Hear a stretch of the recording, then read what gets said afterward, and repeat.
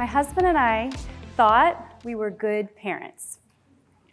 We had 3 relatively well-behaved children, a peaceful home, and we even thought parenting was fun.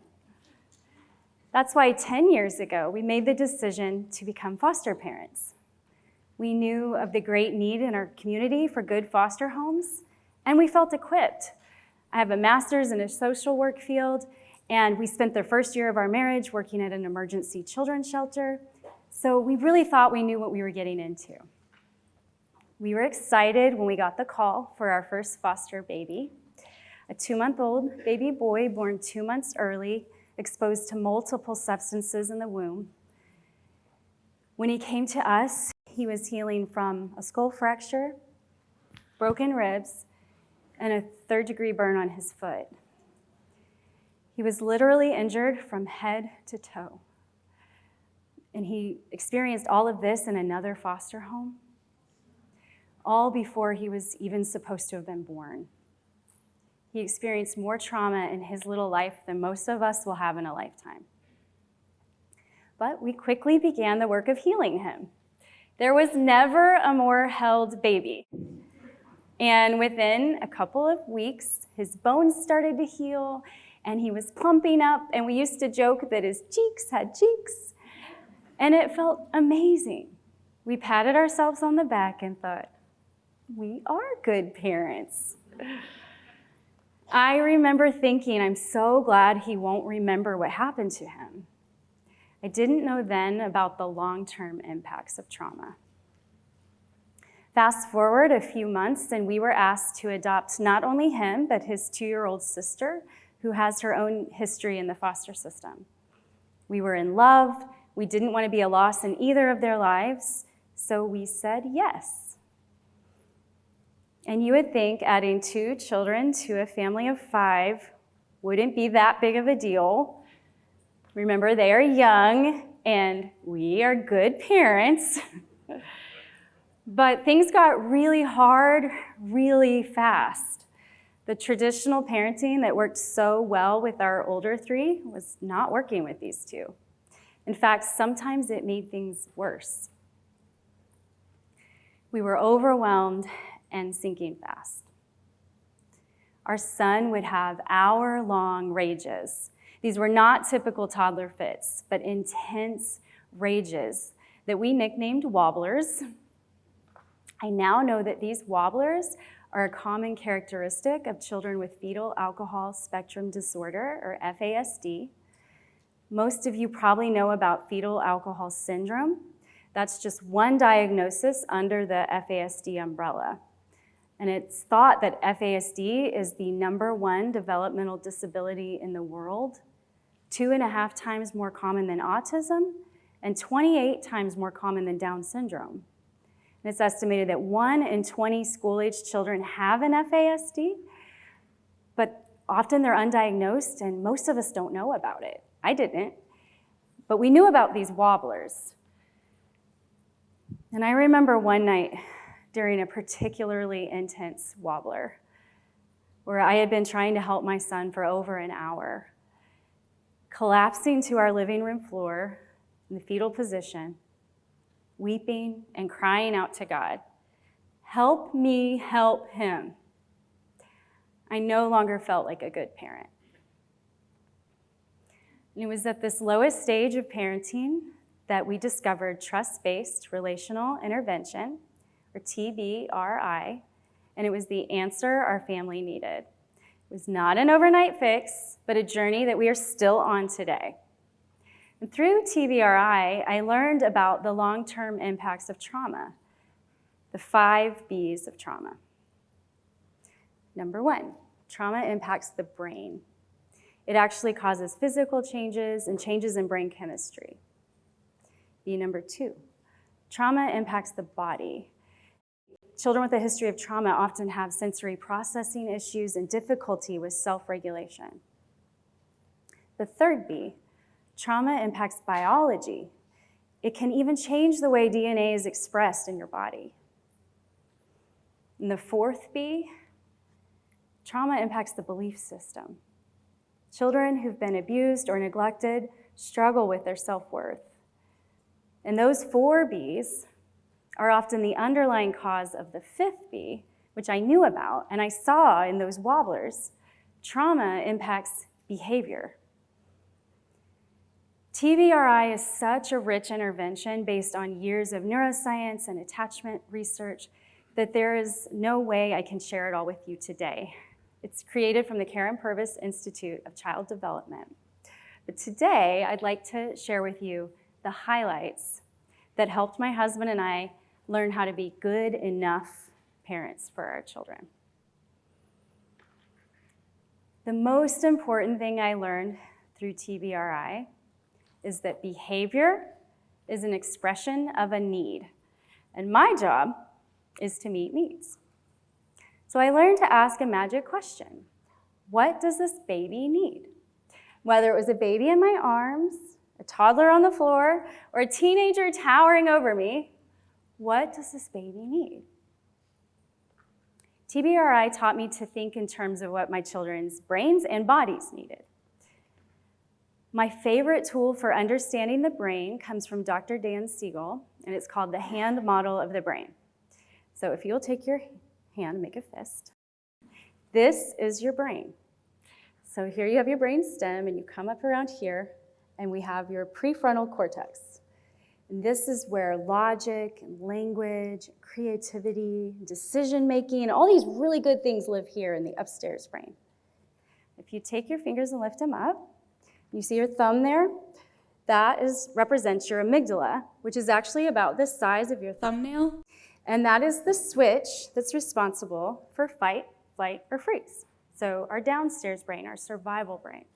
And right now, hopefully you guys are all here. But if a bear walked in the room, what would happen? Our amygdala would fire, we'd flip our lids and go into survival mode. We wouldn't stay here and ask, I wonder what kind of bear that is.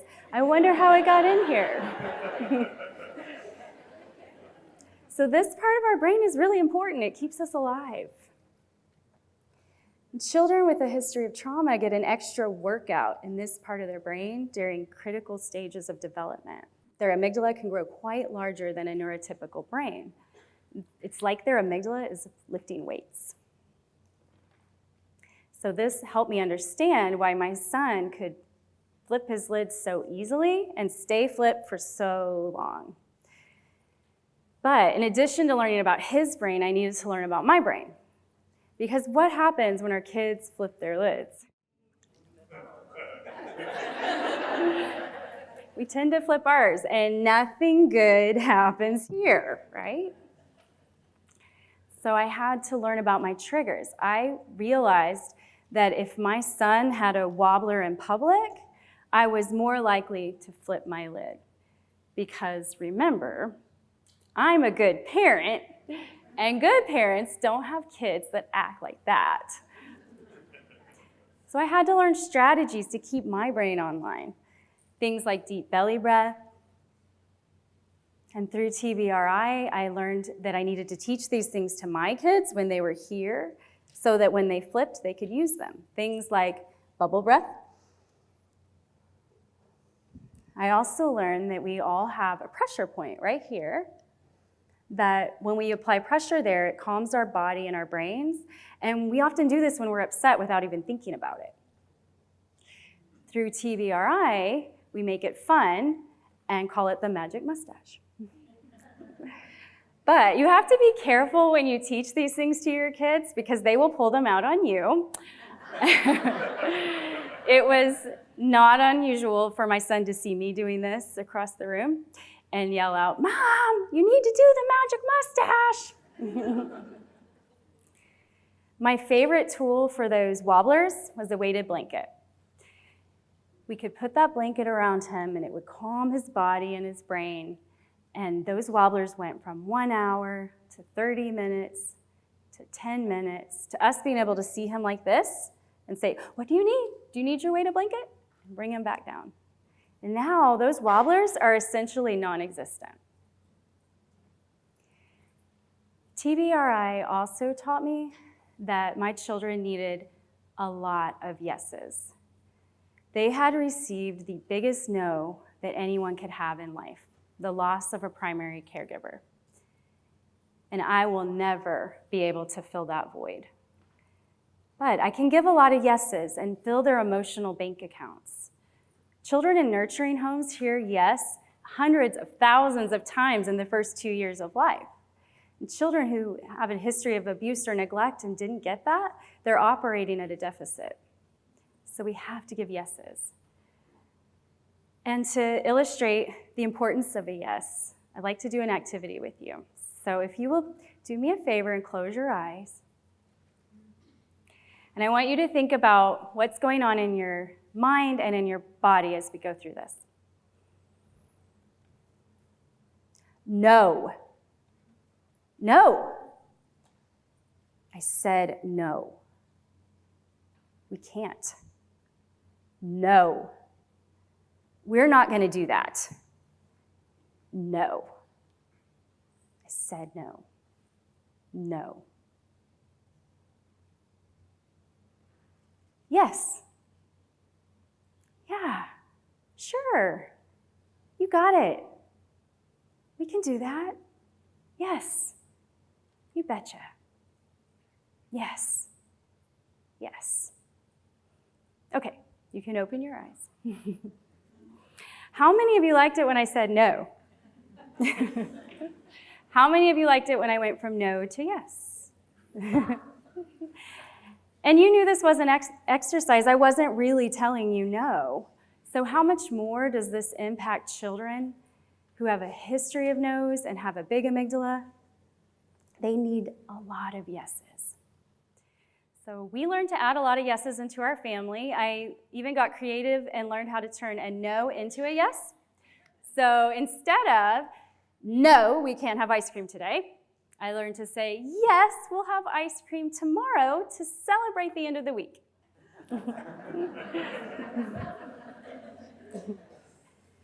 Learning to think of behavior as an expression of a need and asking that magic question, what does this baby need, not only transformed my relationship with my little kids, but with my big kids, with my husband, and even my dog.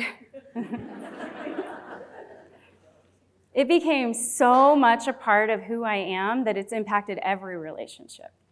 Even the rude stranger in the grocery store, instead of taking it personally and getting offended, I get curious and I ask, I wonder what that baby needs.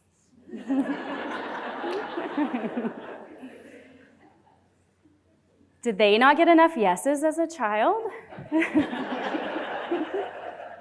Or did they not get lunch and they just need a Snickers? When my husband and I stopped worrying about being good parents and learned how to be good enough for our children, hope and joy returned to our home. And once we had that, we couldn't keep it to ourselves. If there was just one other family struggling like us, we wanted to share what we had learned. We knew about organizations around the country that provide support to families like ours, but we couldn't find anything in our community.